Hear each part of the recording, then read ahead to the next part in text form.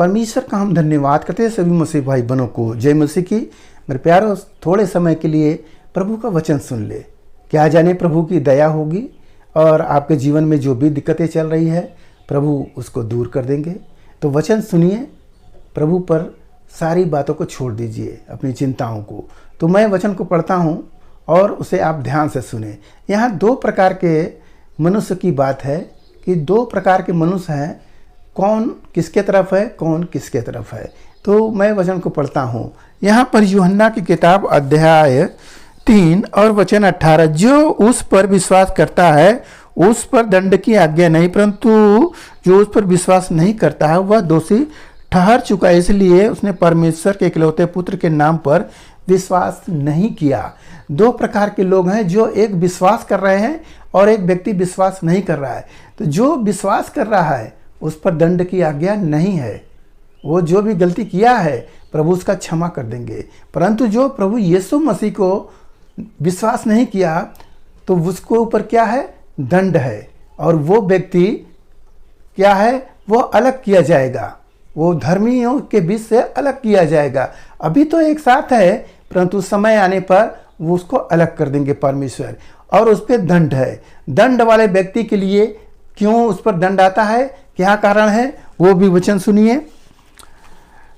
दंड की आज्ञा का कारण यह है कि ज्योति जगत में आई और मनुष्यों ने अंधकार को ज्योति से अधिक प्रिय जाना, क्योंकि उनके काम बुरे थे। दंड का आज्ञा किस पर होता है, जो व्यक्ति बुरा काम करता है, जो गलत काम करता है, वह यीशु मसीह को, यानी कि जो अंधकार वाले व्यक्ति हैं वह ज्योति को पसंद नहीं करते हैं। इसलिए प्रभु जब आए तब उन्होंने अपने मन को फेर लिया, क्योंकि उनके काम बुरे थे।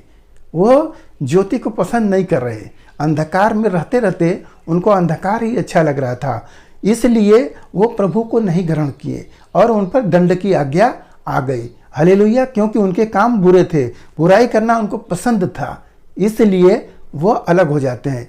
यहाँ पहला मनुष्य जो था उसने प्रभु पर विश्वास किया है और उस पर कोई भी दंड नहीं है। वो तमाम काम पिछले जीवनों में किया, परंतु प्रभु को अपनाने की वजह से वो सारे दंड क्षमा होते हैं और वो पवित्र होता है।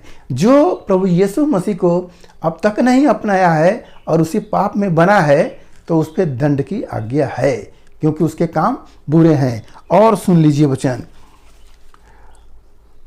परंतु जो सत्य पर चलता है वह ज्योति के निकट आता है, ताकि उसके काम प्रकट हो कि वह परमेश्वर की ओर से किए गए हैं। लिखा है कि जो सत्य की ओर होता है, जो सच प्रभु यीशु मसीह की ओर होता है, वह प्रभु यीशु मसीह के ओर होने से वो पिता परमेश्वर का काम उस पर प्रकट होगा। हालेलुया। सत्य की ओर उसने मुड़ा है तो सत्य का काम वो दिखाएगा, क्योंकि पिता परमेश्वर ने, हालेलुया, वो काम प्रकट करेंगे उसके द्वारा। देखेंगे बहुत से चेलों, शुरुआत में आप देखेंगे पतरस और जो याकूब यूहन्ना, ये सब थे, वो लोग पहले साधारण थे, परंतु प्रभु यीशु मसीह के पास आने के बाद वो लोग अद्भुत काम कर रहे हैं। वो मरे हुए को भी जिंदा कर दिए। हालेलुया। कितने चंगाई किए प्रभु ने, उससे कम वो लोग नहीं किए, वो लोग भी चंगाई किए। हालेलुया। तो मेरा प्रभु कैसे हुआ, वो लोग प्रभु यीशु मसीह को ग्रहण किए थे, यानी कि सच्चाई की ओर मुड़े थे। यहाँ पर लिखा है वचन में ना, परंतु जो सत्य पर चलता है वह ज्योति के निकट आता है। जो सत्य पर चल देता है वह प्रभु के पास आ जाता है। तो सच्चाई होना चाहिए, तब प्रभु के पास आएंगे। अगर आपके अंदर झूठ है, आपने बुराई किया है, आपने गाली गलौज किया है, आपके अंदर जलन की भावना है, आप प्रभु के पास नहीं आ सकते, क्योंकि आपके काम तो बुरे हैं। तो कैसे आप अंधकार में रहते हुए ज्योति में जा सकते हैं? ज्योति चमकने लगेगा, कहोगे हम पहले ही सही थे।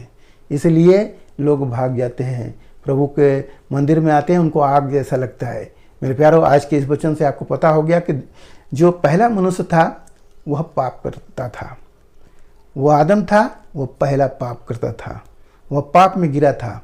परंतु जो दूसरा मनुष्य हुआ यीशु मसीह के द्वारा, वह पवित्र हुआ, वह सत्य पर चलने वाला हुआ, वह परमेश्वर का अद्भुत काम करने वाला हुआ, उस पर प्रभु की आशीष हुई। यीशु मसीह जो सच्चा परमेश्वर है, हम उसकी ओर हैं।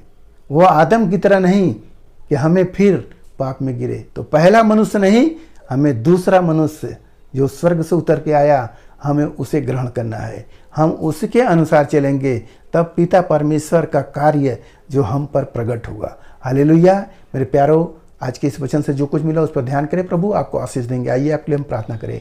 महान परमेश्वर, हम आपका धन्यवाद करते हैं इस मुस्कुराइए आज के दिन प्रभु, जो यह वचन मिला, जितने सुने प्रभु ने आशीष मिला, उनके घर परिवार में सुख शांति बनी रहे, सभी लोग भले चंगे रहे। धन्यवाद करते हुए प्रार्थना यीशु मसीह के नाम में, आमीन।